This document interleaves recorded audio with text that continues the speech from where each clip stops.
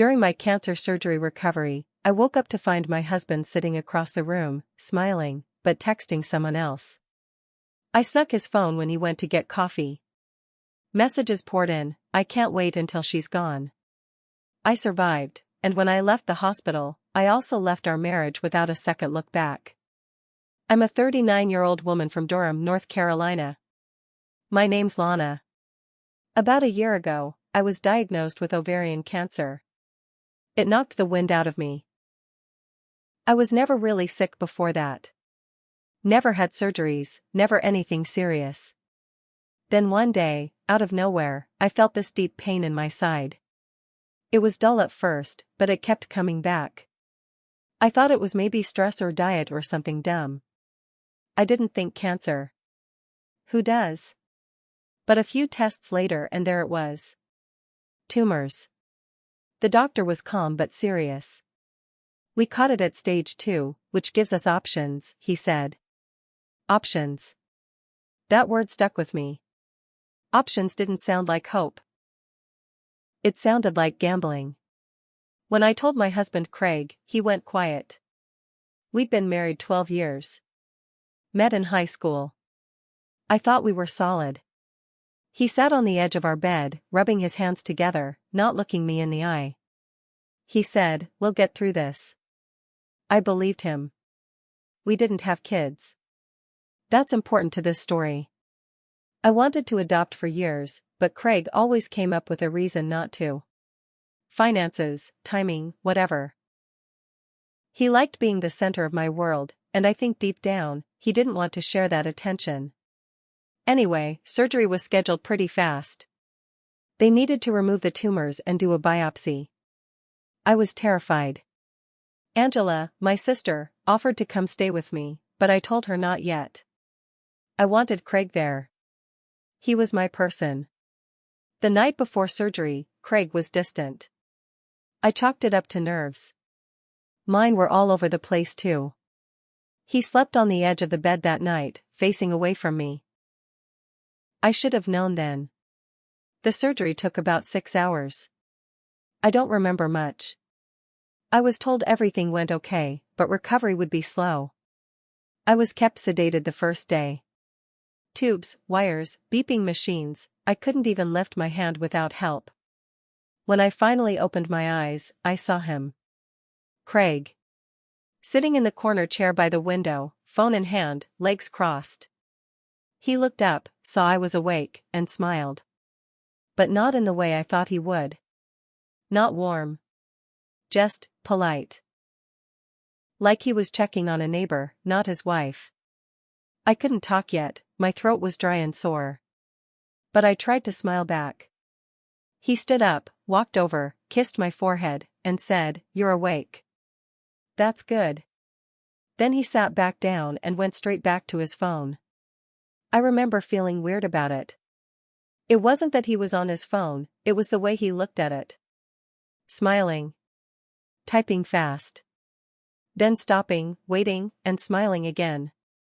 He stayed for a few hours. Barely talked. Mostly scrolled. I asked him for water, and he handed me the cup without looking away from his screen. Later that night, he said he was going to grab some coffee from the lobby.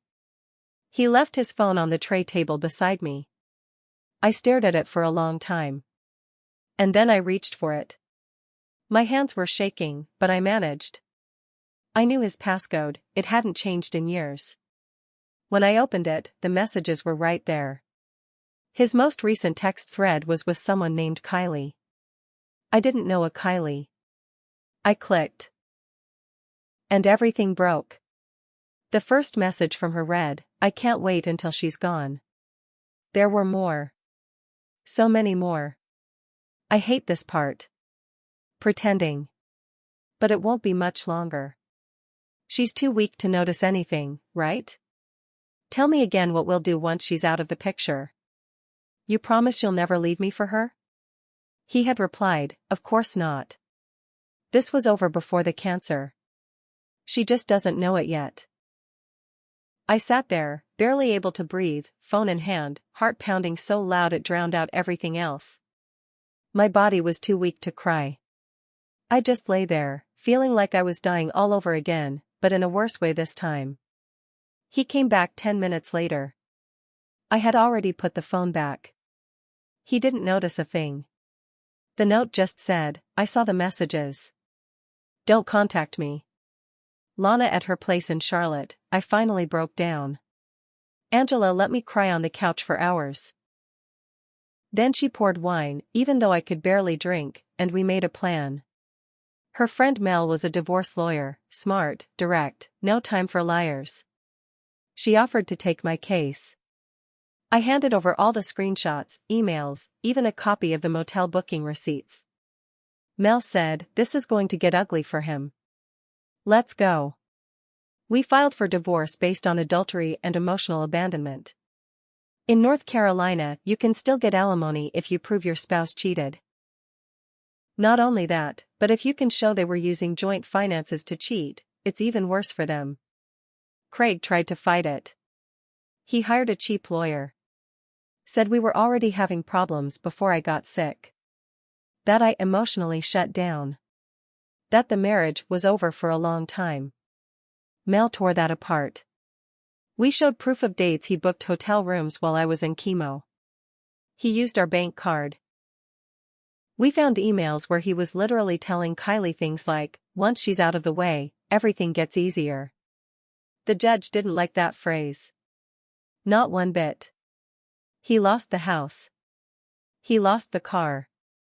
He was ordered to pay monthly alimony, almost $2,000, for 4 years. He stood there in court, red-faced, sweating, looking like he might throw up. Kylie didn't show up. Probably because, by that point, she had blocked him. How do I know? Because 2 months after the ruling, she messaged me. "Lana, I didn't know. Not at first. He told me you two were separated. Then he said you were dying and didn't want to tell anyone. He said you knew about me." I believed him. "I'm sorry. I didn't answer. I don't think I ever will." Craig tried calling me once after that. I didn't pick up. He left a voicemail, "You ruined my life." "No, Craig. You did that to yourself." "I messed up," he said. "I know that. But you weren't the same. You shut down. You pushed me away." I stared at him. Pale. Tired. Scar still fresh on my stomach. "You mean after I found out I had cancer?" I asked. He ran his hand through his hair and looked away, like I was being dramatic. Like I was the one who betrayed him. He said, "You were like a ghost. I didn't know how to reach you." I said nothing. Just stared. Then he leaned in and said, "Kylie left me. You win. Happy?" That's when I realized, he didn't come to apologize. He came to blame me. I said, calm as I could, "You're lucky you didn't end up in jail for what you said in those messages." He scoffed. "What, because I wished you were gone? People say stuff. It doesn't mean anything." "It meant something to me," I said. "You said that to someone else while I was lying in a hospital bed, fighting to stay alive." He shook his head and muttered, "You were never gonna die, Lana. You just wanted the attention." I lost it. Right there in the parking garage, I shoved him so hard his back hit the concrete wall. I screamed, "Don't you ever come near me again." A nurse saw it happen and ran over. She asked if I was okay. I told her to call security. Craig backed off and disappeared before they arrived. But that wasn't the end. 2 weeks later, I got a letter. No return address. Inside were photocopies of pictures, me at the hospital, me walking with Angela, even one of me in the yard behind her house. All taken from far away. No note. Just the photos. I knew it was him. I filed for a restraining order. Took the photos to the courthouse. The judge signed off after reviewing the history. Craig didn't even show up to the hearing. Angela changed all the locks on her house, installed cameras. I moved into a small apartment of my own not long after. It wasn't much, just one bedroom, some second-hand furniture, and a view of a parking lot. But it was mine. Quiet. Peaceful. Or it was, until the next twist came. One day, my HR manager called me into her office. I'd gone back to work at a local community college, helping with admin and student services. It wasn't exciting, but it helped me feel normal again. She looked nervous. "We got a call from someone claiming to be your ex-husband," she said. "He said you were stealing from the school's grant budget." I laughed. Loudly. I couldn't help it. It was so stupid. But my HR manager didn't smile. "I know it's not true, but I had to report it up. There will be an internal review." I felt like someone had kicked my chest open. I spent the next month under investigation. Every purchase I'd logged had to be verified.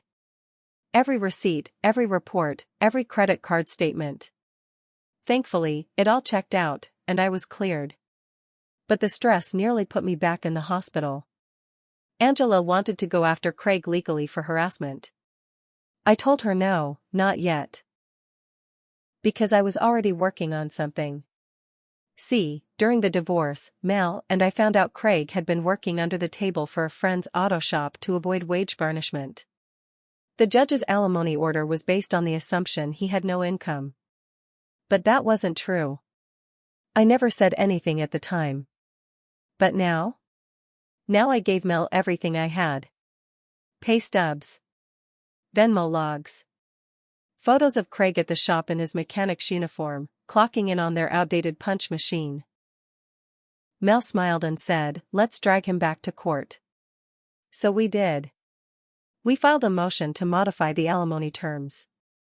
Not only did we ask to extend the payments another 2 years, but we also asked for back pay based on his real earnings. Craig got served at his mom's house. He didn't even hire a lawyer this time. When he showed up in court, he looked worse than ever. Lost weight, eyes sunken in. His mom sat in the back row and kept shaking her head like she couldn't believe this was her son. The judge didn't hold back. "You lied to this court," he said. "You attempted to evade financial responsibility for a woman you actively harmed during one of the most vulnerable times in her life." Craig tried to speak. The judge told him to sit down. The final ruling? Extended alimony by 5 more years. Plus $22,000 in back payments. His wages were garnished. His bank accounts frozen until repayment began. He stormed out of the courtroom without looking back. I stayed. I watched him go. And for the first time I felt calm. But this story isn't over. Because I recently found out something about Kylie, and it changes everything. About 2 months after Craig stormed out of court, I was starting to feel like life might calm down again. The restraining order kept him away, the wage garnishment was finally working, and my energy was slowly coming back. I had a routine. Work, appointments, walks in the park. I was even thinking about taking a weekend trip to Asheville, just to clear my head. Then Kylie showed up. Not in a text. Not an email. She showed up in person. It was a Saturday morning. I was at a small cafe in Charlotte, sipping tea and reading a book. That's when I looked up and saw her. She was standing near the door, arms crossed, scanning the tables like she wasn't sure if she should be there. At first I didn't recognize her. Her hair was shorter now. She looked thinner, tired. But when our eyes met, I knew. She walked over slowly. I didn't say anything. "Lana?" she asked. Her voice was quiet. Almost embarrassed. I nodded. "Yeah." She sat down without asking. Her hands were shaking. "I swear I'm not here to fight," she said. I need to talk to someone who understands what he is." I narrowed my eyes. "You mean Craig?" She nodded quickly. "He told me we were in love. That you were cold. Controlling. He said you begged him to stay with you because you were scared to die alone. I stayed silent. Let her keep going. He lied about everything. But it wasn't just lies, Lana. It was dark. He started showing up at my work. Sending me emails from fake accounts after I blocked him. I think he installed something on my phone. Now she had my attention. What do you mean? I asked. She pulled out her phone. Opened her camera roll. She scrolled to a folder labeled Craig and handed it to me. Inside were screenshots. Dozens. Messages from unknown numbers, you'll never find better. You think she's on your side? She's using you. Lana ruined my life. You helped her. Photos of her walking into work, taken from across the street. Even one of her at the gym, bending down to tie her shoe. The angle made my stomach turn. This was last week, she whispered. I moved cities. Changed my number. And he still found me. I sat back. My pulse was rising. Not out of fear. Out of rage. How long has this been going on? I asked. Since I left him. Which was, right after I messaged you. She looked at me, almost desperate. I'm not asking for anything.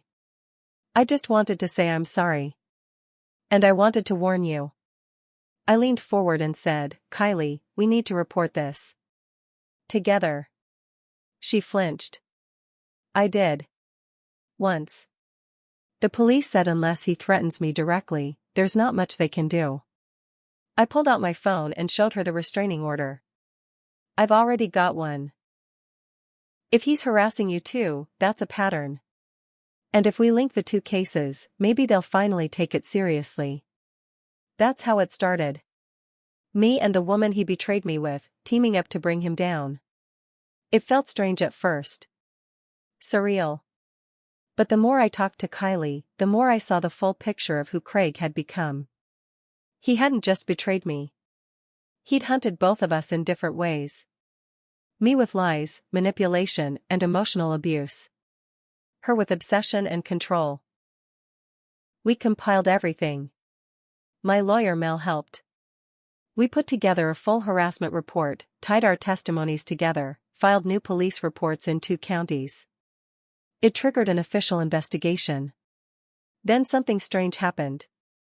The detective assigned to our case called me a week later and asked a strange question. Do you know anyone named Madison? She mentioned you in a statement. I said no. Never heard of her. Turns out, Craig had a third woman. A woman he was seeing before me and Kylie. She had filed a restraining order against him 7 years ago in another county. It was sealed. But when our case came up, she volunteered her records to the DA. Her story? Nearly identical. Charming at first. Then controlling. Then threatening. He'd made her feel like she was going crazy. Told her nobody would believe her. Even tried to isolate her from her own family. She moved states just to get away from him. Now she was willing to testify. That changed everything. The police reclassified our complaint as stalking and criminal harassment. With 3 women giving statements and overlapping evidence, the case became strong enough to pursue. An arrest warrant was issued. They found him at his new job, some third-shift warehouse near Greensboro. He was taken into custody for questioning and later charged with multiple counts of harassment, violation of a protective order, and unlawful surveillance. Bail was denied. And now there's going to be a trial. It's not over yet. But for the first time, the law is actually watching him. And I'm not alone anymore.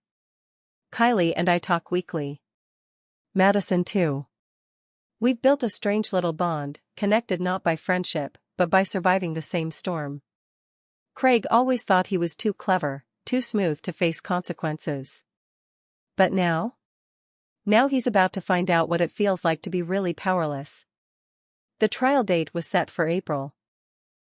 It had been over a year since my surgery. A year since I caught Craig sitting by my hospital bed, smiling at his phone like my pain was nothing but background noise. A year since my life shattered and began again. I had survived cancer, a divorce, and the kind of betrayal that haunts you in your sleep. And now, I was about to watch my ex-husband face real consequences. Not just legal ones. Personal. Permanent. Craig showed up in court wearing a wrinkled button-up and khakis that didn't fit. His hair was longer, messy, with gray starting to show around the temples. He looked tired, bitter. Like life had chewed him up. But the courtroom wasn't interested in how he looked. They were interested in what he did. The prosecution laid everything out, the restraining order violation. The stalking of not one, but 3 women. The messages, the photos, the anonymous harassment. The attempt to avoid alimony payments by hiding income. The emotional abuse during my cancer treatment. The financial deception, using joint funds to cheat, lie, and manipulate. And then we testified. First Madison. Then Kylie. Then me. I wasn't afraid to speak. Not anymore. I told the court everything, plain and simple. I even read one of the messages he sent to Kylie while I was in surgery, "She'll be gone soon. Then you and me, finally." The courtroom was dead silent. The judge sat forward. He asked Craig one question, "Do you deny this is your message?" Craig muttered, "I was just venting." It didn't mean anything. The judge's face went hard. You weren't venting. You were planning. The verdict came down fast. Guilty on all charges. Craig was sentenced to 18 months in county jail, followed by 5 years of probation. A long-term protective order was issued for all 3 of us. He's not allowed within 500 feet of any of our homes, jobs, or even towns. If he violates it, it's an automatic prison sentence. But the legal punishment wasn't even the worst part for him. That came later. See, word travels fast in places like Durham and Charlotte. Especially when it involves someone like Craig, once a small-town golden boy, now a cautionary tale. The story made the local papers. Man Harris's ex-wife during cancer recovery faces jail time. His mom lost her job at the bank. Turns out she'd co-signed some of Craig's shady accounts and the bank didn't want the press. His sister, who once called me overdramatic, sent me a handwritten letter saying she was sorry and that they had no idea what kind of man Craig had become. But the biggest fallout? The mechanic shop that helped him hide income got audited. The IRS came down hard. They had to shut down for 6 months, lost half their staff. The owner, Craig's so-called best friend, called me, begging to retract my statement. I didn't even answer. Actions have consequences. Even the quiet ones. And me? I got stronger. I finished my last round of treatment and my scans came back clean. No sign of disease. I've gained some weight back. I can walk longer now, even started swimming again. It feels like I'm waking up from a 2-year fog. But I've changed. I don't chase closure anymore. I don't wait for people to apologize. Instead, I decided to do something useful with the pain. I joined a local women's legal aid group as a volunteer. I help women gather evidence, file restraining orders, prepare for court. I tell them how to take screenshots the right way. How to track patterns. How to stay calm when it counts most. I know exactly what it's like to feel helpless while someone smiles at your suffering. Not anymore. Kylie moved to Georgia. She got a job working with domestic violence survivors. We still talk sometimes. She told me once that Craig used to say no one would ever believe us if we turned on him. He was wrong. Madison? She's now engaged. Her fiancé treats her like gold. She invited me to her wedding next spring. I'm going. And Craig? He'll be out eventually. But his record is ruined. He can't get decent work, can't live in most neighborhoods. He's a convicted stalker. A harasser. A liar. And for the rest of his life, every time someone Googles his name, the truth will come up. The woman he texted about waiting for her to die? She didn't. She lived. She rebuilt. And she made damn sure the world would never forget what he tried to do. Not with rage. Not with violence. Just with the truth. The kind that sticks.